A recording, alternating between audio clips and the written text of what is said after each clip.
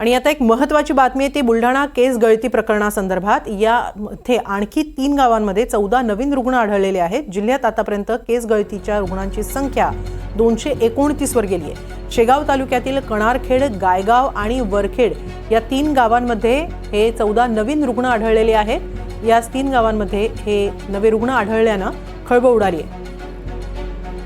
1 महिना होऊनही अद्याप या रोगाचं निदान न झाल्याने चिंता वाढतीये। नवीन रुग्ण सापडलेल्या गावात आरोग्य विभागाकडून सर्वेक्षण सुरू झाल्याची देखील माहिती मिळतेय।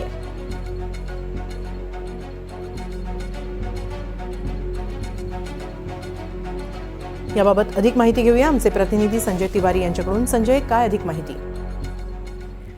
बुलढाण्याच्या केस गळती प्रकरणातील ही सर्वात मोठी अपडेट आहे।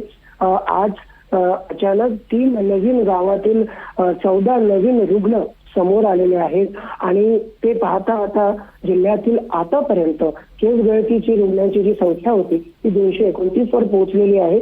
आणि हे नवीन रुग्ण आढळल्यामुळे त्या गावातील नागरिकांमध्ये आता चिंतेचं सावट पसरलेलं आहे। त्यांना असं वाटत होतं की गेल्या महिनाभर आपल्या गावात काही झालेलं नाही, त्यामुळे आपल्याला काही होणार नाही। आणि 1 महिन्यापूर्वी आपल्याला माहिती आहे की ज्या पद्धतीने तिथे राष्ट्रीय स्तरावरचे शोध पथकं आली होती, डॉक्टर्स आणि विशेषज्ञ आले होते आणि ते विविध नमुने गोळा करून गेले होते, पण त्याचा अजून अहवाल आलेला नाहीये।